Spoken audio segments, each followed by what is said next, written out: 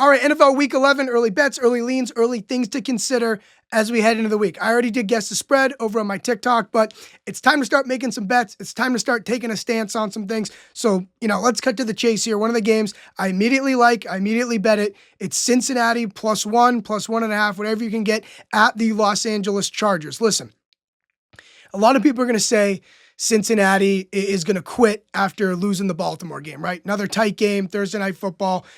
Cincinnati's not out of it. Cincinnati's by no means done. They're a game out of a wild card spot. The NFL has them at a 28% chance to make the playoff. That's what the NFL website says. The number on them to make the playoffs, if you want to bet it, it's +118, which that's an implied probability of around like 40%. So either way, all you need to know is that NFL teams, they don't quit until they're truly, truly out of it.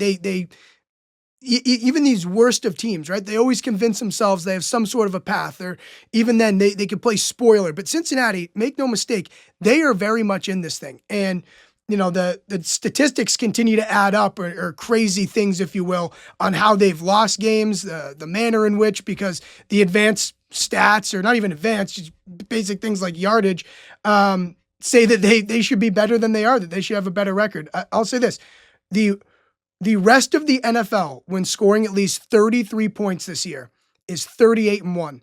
The Bengals, when doing that, they're 2-3. I got that over on Twitter. That's Paul Denner, I think his name is. Dinar, whatever. But that's, there's been, how about another one? There's been 2 instances in NFL history where a QB had 30+ completions, 300+ passing yards, 4+ TD passes, and multiple 40+ yard touchdown passes, and no more than 1 interception, and yet they still lost. Those 2 instances were Joe Burrow versus the Ravens twice this year. So I'm still high on Cincinnati. I do think the Chargers are a good team. I think that they've been undervalued a lot of times this year, but also, LA Chargers, one of the weakest home fields in the NFL. They always seem to be outnumbered in their home crowd. Cincinnati, to me, this is wrong team favored. I would bet Cincinnati down to a pick'em, and I think we're going to see the money go that way. So, Cincinnati, early bet for me. Book it. Last week we did really, really well, by the way. Last week's bets were Houston plus the points, New Orleans plus the points, and the Bengals plus the points. So, again, this isn't outstanding, crazy work here, but it's good to take a stance early in the week. I think it's fun. Play around with your numbers a little bit and see what kind of the market says about that. Another game I want to talk about, Washington at Philadelphia. This line here, I'm looking at threes, some 3.5, but it's juiced. It's going to be really, really public play on Washington +3, +3.5. But I'm gonna want to take Washington here. I'm not betting it yet because I think it'll probably settle in at 3, and I'm kind of fine with taking 3. But is Philly still showed us like what they can be, like what we think their ceiling is? I'm not entirely sure. In Washington here, I want to back them as a dog. I think especially after the loss too. So I haven't officially bet it yet, but that's my instincts, and I know it's going to be a public dog, but I might just do it anyway. I try not to bet Thursday Night Football. I did last week again with Cincinnati, but we'll see there. So if your instincts are telling you Washington, I feel the same way, honestly. Another one, we got to talk about the Pittsburgh Steelers. They're getting 3.5 at home, hosting the Baltimore Ravens. I feel like I want to bet the Steelers again. Just crazy. I mean, everyone talks about it. Tomlin as a dog. He improves to 60, 31-3 against the spread as an underdog. That's 66%. If you think, after a win when he was an underdog, an outright win, maybe he loses that Tomlin magic a little bit. After a win, an outright win as a dog, the next game, if Tomlin's a dog again, 9-1-1 against the spread in that next game. So he's fine being a dog once again. Takes a lot of guts to fade Baltimore, I'll tell you that. So I'm interested in this game. I don't know if I'll do it yet, but that's something right there. This Tomlin, we know it, and the numbers continue to show how amazing he is as an underdog. He's the best underdog, dating back to, I think 2003 is when the numbers I have date back to. So that's one. We'll talk about the marquee game on the board as well here. Kansas City and the Buffalo Bills. Like, it's crazy because if you don't mind my papers swirling here. The look ahead for this game, right? A week in advance, the line was Kansas City -1. And they are the definition of they can't keep getting away with this. You can't keep getting away with it. You can't keep getting away with it. And now the odds makers and, the people betting this have flipped Buffalo to being a 2.5-point favorite. I made the game a pick 'em when I did guess the spread, but I think we're all kind of in agreement here that Buffalo's Kansas City's ready to go down. I mean, they're like a cat, not with 9 lives. They're a cat with 99 lives. You got to kill them 100 times if you want to beat them. The Mahomes stats, you'll see a lot of it this week. Mahomes as an underdog. 12-1-1 against the spread in his career. That's postseason and regular season. Straight up as a dog, 11-3. I think you could take the Bills on money line at -130. That's what I'm going to do. I'm going to take the Bills on the money line. I'll be the idiot. I'll be the idiot that fades Mahomes here, but we all know it. We all see it with this Kansas City team. They cannot keep getting away with this. I also think too, right? It's a good spot because of what Kansas City's had to do the last couple of weeks. That Bucs game on Monday Night Football goes into overtime. They had to fight tooth and nail to do so. Exhausting win. Then Denver, right? Denver should have beat them. Comes down to the wire again. Another exhausting game. Buffalo now, they've been cruising for weeks now, right? Indy, Flacco just took them out of the game by turning the ball over. And then now, they blew out Tennessee before that, I think it was. So you have, to me, this Chiefs team, as a guy who went undefeated in the regular season in high school hockey, being undefeated is exhausting. It's exhausting. And the way that Kansas City has done so, I think Buffalo here, I'm fine with taking it on the money line. I really am. And you might be able to wait on this because you might get Chiefs buyback with people just saying, Mahomes is a dog. I'm betting him no matter what. I'm going against the numbers. I am. I'm sorry. I know the Chiefs, they're defending champs 2-time. They deserve all the accolades they get, but I think it's time for Buffalo to beat them at home here. I like Buffalo. I'm going to do it. I don't care. I want to talk too quickly, a game that caught my eye.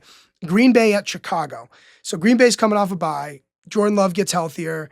And Chicago loses outright to the Patriots as 6.5, 7-point favorites pretty much. Chicago, the look ahead for this line, okay, before Chicago lost to the Patriots and Green Bay did nothing by being on a bye, the look ahead for this line was going to be Green Bay -2.5. Yeah, I'm not kidding you. That was the look ahead for this game. Green Bay, let me just double check it while I have it here. Green Bay -2.5.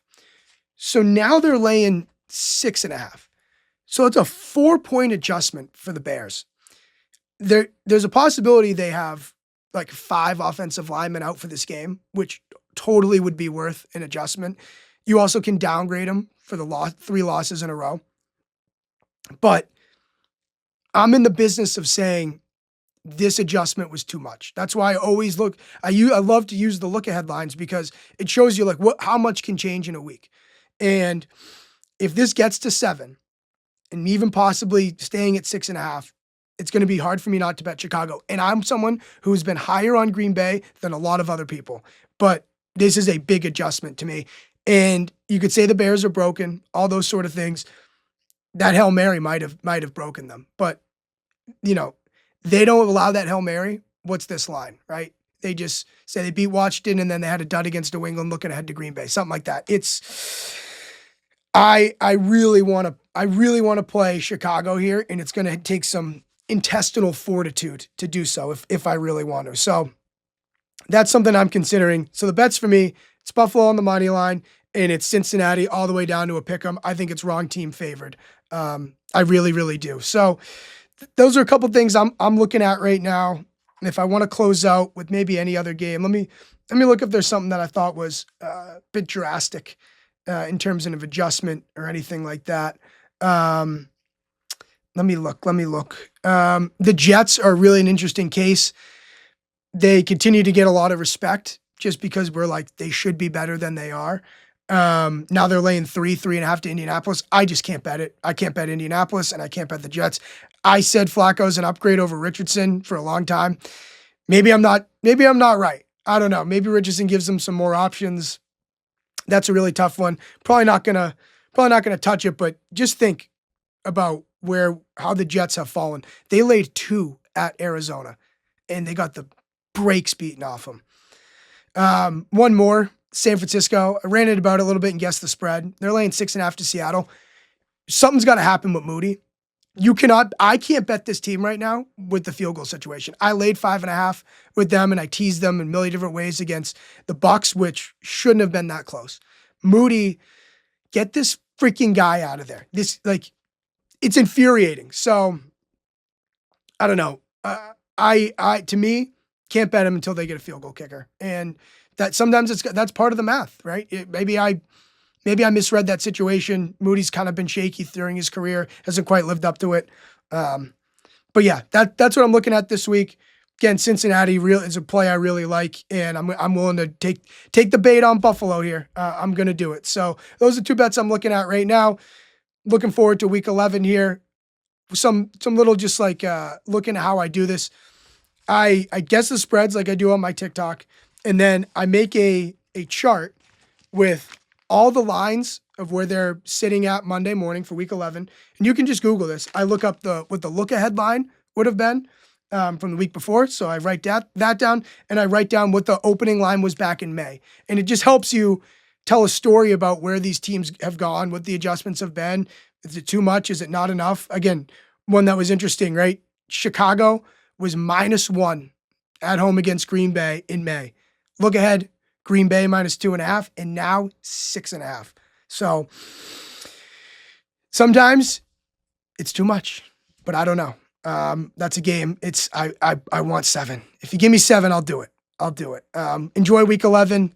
My brain's mush from traveling. But good luck in week 11.